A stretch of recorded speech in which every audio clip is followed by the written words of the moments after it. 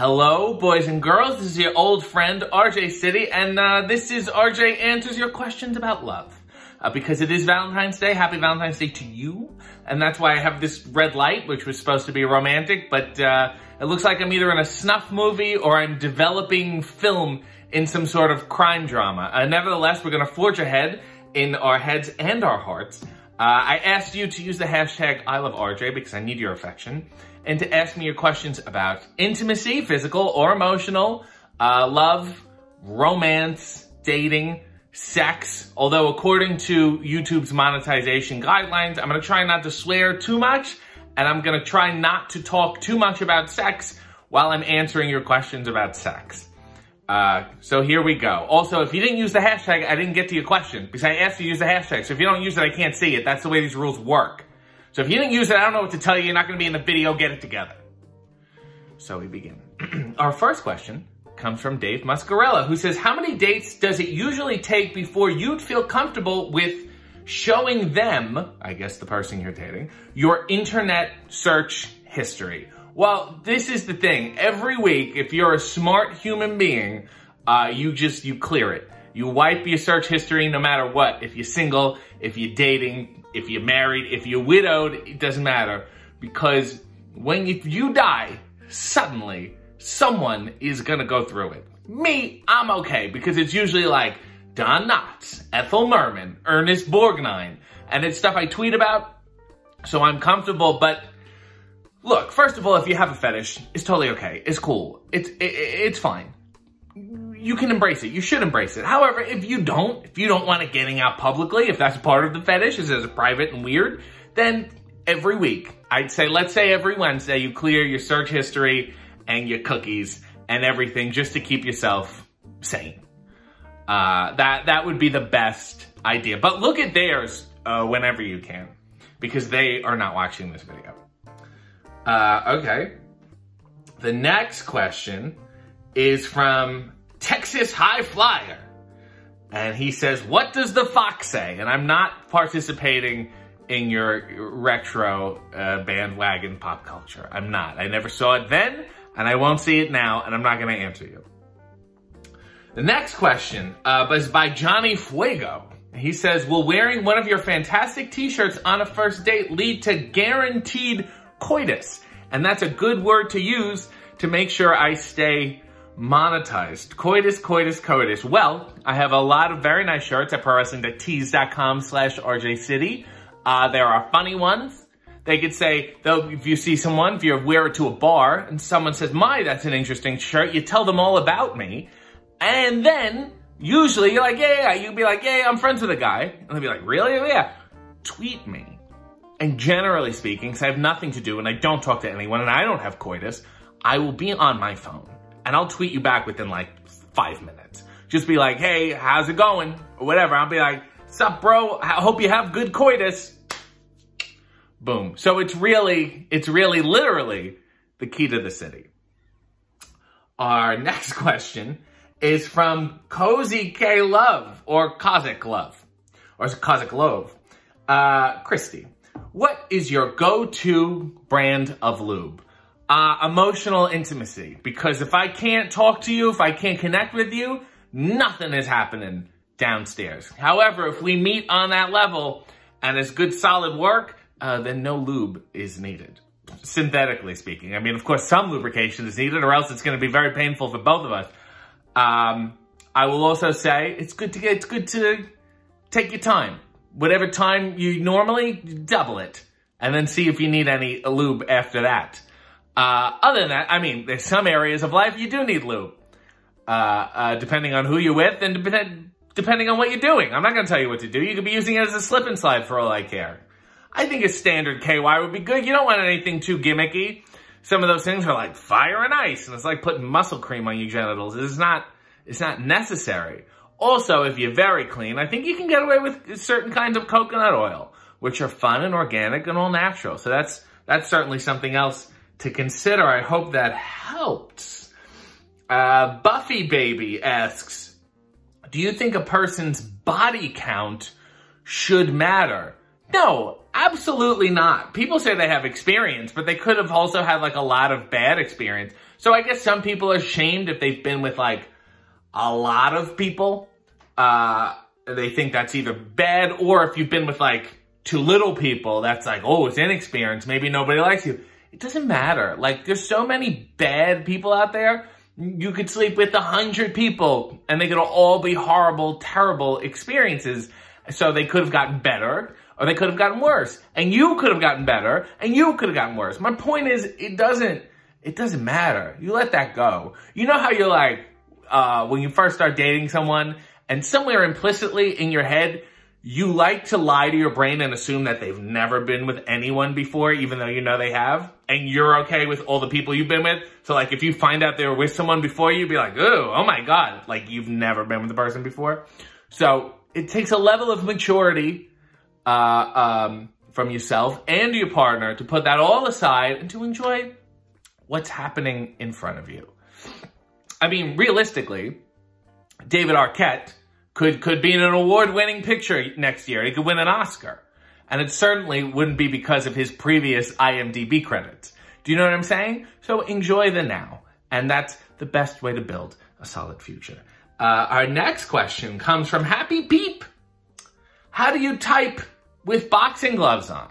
Well, I'll tell you the trick. I don't wear the boxing gloves on my hand.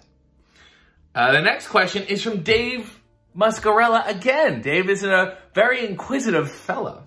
What's a more cringy term for sex? Making whoopee or pounding ass? I think pounding ass is the worst term. I love saying whoopee. Making whoopee is, I believe, from the dating game or the newlywed game. It's a fun thing to say. Yeah. I took it back to my place and we made whoopee. There's no way to say it in like a derogatory way. Whoopee is fun, and it should be fun. We made whoopee. And there's the word make in there, which is almost like love. There's a little love element there. It's someone you like. I think it's pro making whoopee. Even if you say, that's the worst whoopee I've ever had. I will never make whoopee with you again. Still, it's enjoyable. I'm a pro whoopee guy. No pounding. Nobody pounds anymore. We rule ass, but we don't pound it. Next question is from Killer Termite 28. Not to be confused with a Killer Termite 17. When is the appropriate time to cut a fart while on a date? When I'm going to say she, but it could be anyone. If a gal's got a fart, she can let it rip. If two boys are out on a date, when the other person goes to the bathroom, you know, or, no, that's wrong. Let me tell you why that's wrong. Because they say, I'm going to the bathroom. You go, great. They get up and leave, and you go, ah. Not only do you have to contend with the waiter and the people next to you, around you, but what if they're just washing their hands and coming back? What if they do a quick pee, they don't even wash, and they come back, and you stench? I feel like it takes 3 to 5 minutes for it to fully go away. So when you go to the bathroom, I have to go. You go to the place where you're allowed to fart in the bathroom. If you're in a bathroom, if you're peeing and you fart and somebody hears it, you laugh about it. It's a bathroom, right? You can make a joke. We're a better place to be. So my advice would say, excuse me, I have to go to the bathroom. Or you tell them, excuse me, I have to wash my hands. I have to wash up. I have to freshen. And you're not freshening. You're making your pants more stale. Yet that is the place to do it. Good question. Do ends guideline. What? Whatever. This person has a question. They say, am I a sadist, masochist, or switch? I like them both at the same time. When I wake up in the morning and I just look at myself in the mirror, that's the most abuse I'm going to take and give all day. Other than that, I consider myself a whoopee maker. Here's a good one by Matt Mardigan.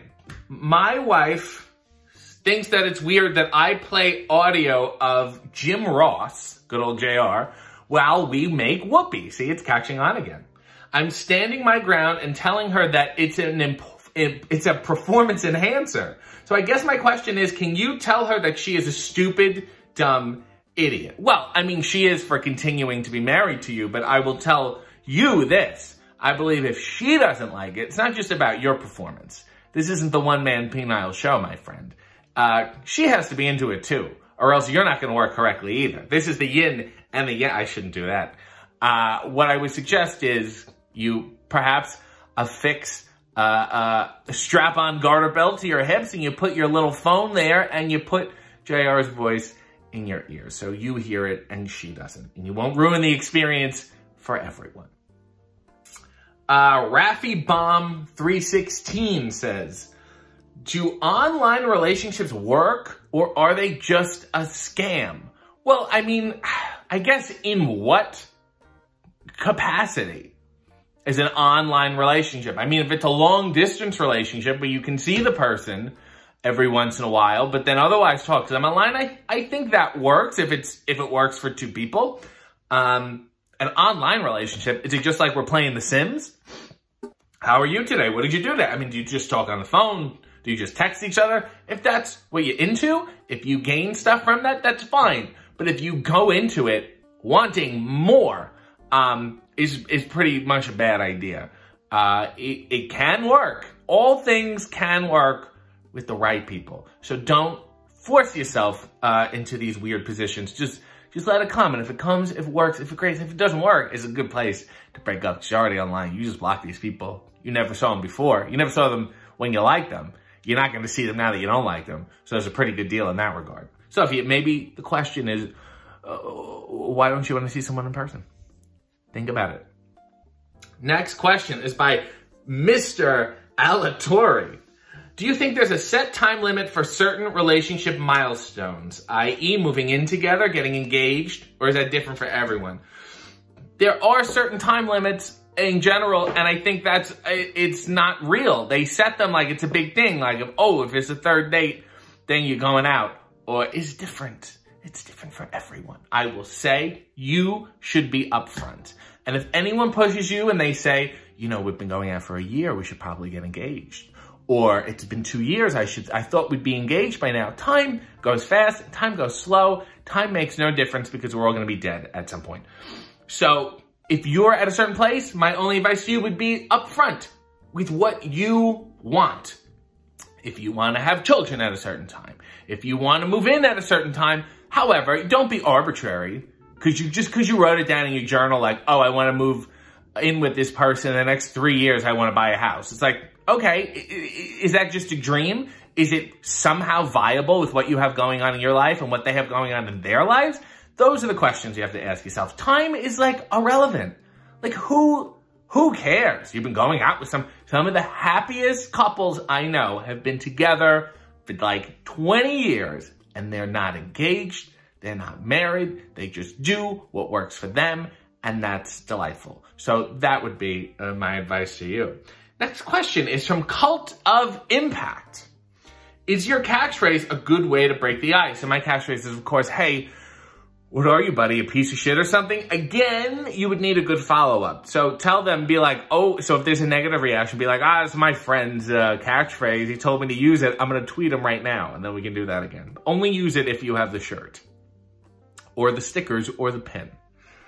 Next question is by the real K-Tron. Sure. Please rank in order of your favorite. Love, sex, and despair. Well, I'll talk about this. I feel like I've been in despair for so long that I'm emotionally addicted to it. It's a comfort zone for me.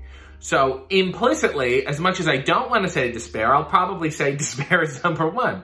Number two is kind of apples and oranges because I don't really think I can have the sex that I want to have without a little bit of love. So I feel like those are perhaps part and parcel. Yet, you can love someone like a friend or a relative or a dog without necessarily having sex with them. So, you know what?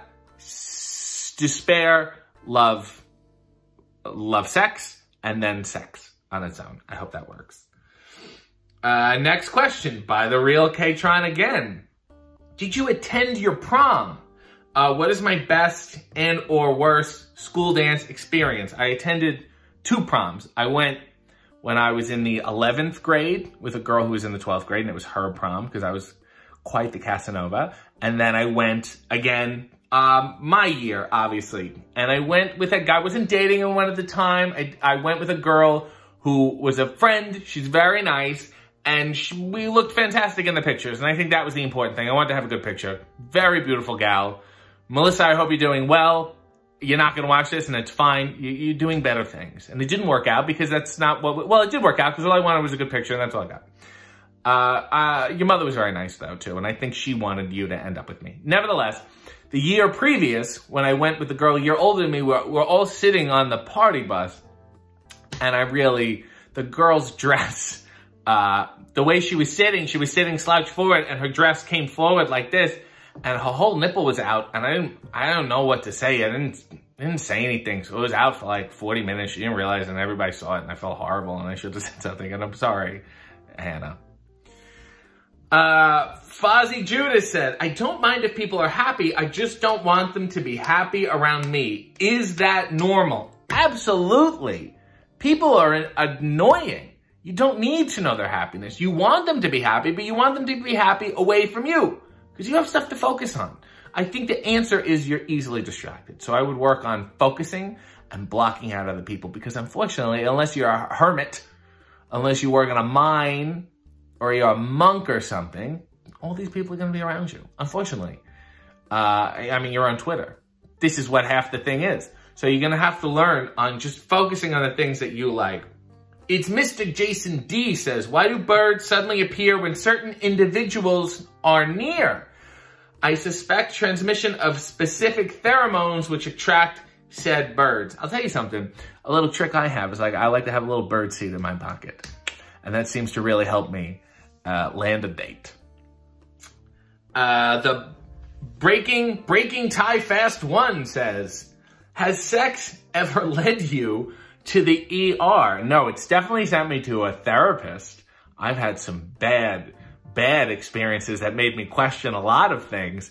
It's never quite sent me to the emergency room. Things have bent, and it's been very frightening, but they've snapped back, and I've managed to soldier through. Actually, that's not true. I don't know if this is sex or this is from getting hit, but when I was a child, I had a thing called epididymitis, and it was an inflammation of the epididymis. It's the sac on top of the testicle that holds the semen and so forth. But that was younger. I think I was just hit very hard as a child in the you know, genital region, as kids are often wont to do. Next question. It's a Mario 58 says, oh, most intimate? That opens a lot of doors. Scrubby or washcloth? By scrubby, I hope you mean loofah, and I will say loofah. Also, I have this soap that is the loofah is in the middle of the soap. It's like baked in. So as you rub, it also loofs, and it works for me. Brodouche said, what's your favorite song from A Funny Thing Happened on the way to the Forum? Funny Thing Happened on the way to the Forum. Comedy Tonight. Something familiar, something peculiar, something for everybody. Comedy Tonight. There's a bunch of different versions just online, and not even like audio recordings like on YouTube. Because there's a lot of sight gags with that one. I think there's one with Jeffrey Rush, there's one with Whoopi Goldberg, there's one with Nathan Lane, where they do, you can look it up, they do this wonderful gag with the curtain rising, and it's a little magic trick, and it's frightening. And I like it so much, I watched it like 5 times. Definitely that song. Ooh, this is a tough one. Anthony Mines says, best game show icon, Charles Nelson Riley or Paul Lynde? In terms of straight output, I gotta go for Paul Lynde. He was the center square on Hollywood Squares for so long, and he was just banging out one-liner, one-liner, one-liner, one-liner. Charles Nelson Riley is perhaps more of an accessory to Match Game than just straight full. I mean, I hate episodes without him. I don't like them at all. But I would say Hollywood Squares at the time really hinged around Paul Lynde more than Charles Nelson Riley. Although Charles Nelson Riley, I would say overall, had perhaps the better career and a legacy. That's probably a video for another day. Tabby Lava Lamp asks, wrestlers don't wear a lot. Do they all cuddle in the back to stay warm? No, because I'll tell you something, they breathe through their mouth. So it becomes very hot backstage. So that's why they don't wear that much, because it's all stale carbon dioxide leaving their systems that heats up the locker room. Heel Heat Sauce said, how come we don't get new swear words? This is a good question for Danhausen. It's always just variations of established ones or weird names for sex position. I want brand new swears. I've said this a while ago. And I'm going to say it again. The sweary word you have to use is Burgess Meredith. A wonderful actor who played the Penguin. He played Mickey and Rocky, and he was on a bunch of Twilight Zones, like Time Enough at Last. So if something's going wrong, you say, Burgess Meredith. You know, you're a real Burgess Meredith. There's a lot of uses for it, so I suggest you try it. Spider Hero said, where do babies come from? The real question is, where do they go? Sir Absurd says, in your opinion, meaning me, because I'm doing this video, is it better to be loved by someone you have lost? Oh, sorry, let me start again. Is it better to be loved by someone you have lost some respect for because they have put you up on a pedestal, which is just a reflection of you? Already, I'm going to break this down. I'm not even at the option. That's a reflection of you not believing in yourself. Certainly, if they're doing it in a real full sense, it's a problem with them. They have no self-worth. But if you don't like receiving affection, that's an issue with you. Or is it better to go through the struggles of a relationship with someone on equal footing with you, but rarely gives you any affection? If you want affection and you're giving affection and you're not getting the affection, they're not on equal footing and you need to let that person go. I guess what you're asking is it better to have too much or not enough? Neither. I think it kind of sucks either way, and you need to express it. People express in different ways. One person wants A, one person wants B. If it doesn't come together, it's not going to work, and that's fine. So just be upfront about it, and if you're not getting it, or you're getting too much of it, move on. Better things happen. Trust me, I have so little faith in the future. Dream Over Bro says, have you ever been to Maryland? And so, what are your thoughts on the state? I've been to Maryland a bunch. I've been to Baltimore. I've been to Hagerstown, Maryland. It's fun and weird. It's still trying to decide what it's trying to be. It's a little, there's elements of Boston. There's the very beachiness a little bit. And there's also elements of like the deep South. It's very hickish. That's what struck me. So I think they need to get their stuff in order. Maybe a good city planner would help, you know, change the state, make it a little more streamlined. It's close to a lot. And the other thing I didn't like about Maryland was that the airports are very far away. They're like, you gotta go to Washington, basically. Washington, D.C. So it's like at least an hour and a half to an airport. It's crazy. Peter Melnick said, have you ever been on a submarine? Yes, but not while it was in use. My grandmother took me, I think we went to the Brooklyn Navy Yard or something. And there was a submarine and she wanted to take me. You know, it was just for the kids to like an old one. I'd go and see. And it was just really cramped. It was like, this is like being in my friend's low basement. I don't need this. I get it. I respect it. I don't need to be in it. Atticus 873 said, who's below Betty White in being a piece of shit? And the answer is, I was going to say no one, but actually, Mark Ruffalo. Not a fan. It's Michu says, what's the worst Valentine's Day gift you've ever received? Unmet emotional needs. Next question is by Joey Gravitas. If you were a tree, what kind of tree would you be? And he's using a lot of tree emojis here. And would you charge rent to the woodland creatures residing inside of you? I want to say it's birch. It's that one that's like white and is very papery, like it's very soft to scratch. And I would want only one red woodpecker. Everyone else they would have to pay. They would have to at least, you know, water me a little. Joey M8 says, hello, are you stray? S-T-R-A-I-G-H. No, I'm not stray. Idiot. E. Jarn says, and this is our last question, do you, like myself, have dyslexia? And when's your next barbecue sauce flavor coming out? I, to my knowledge, do not have dyslexia. And I don't know when my next barbecue sauce is coming out, because I don't know when my first one is coming out. I think I'll get a line of coffee before that. I think that makes much more sense. That was not the love I was looking for, and that wasn't the love I needed. So I'm gonna end this video and just venture out in the world and you know, love for sale. God bless you, and God bless your hearts. in this wicked, wild world. Guests of the RJ City Show, subscribe to his channel, follow him on social media, and buy his t-shirts at prowrestlingtees.com/RJ City.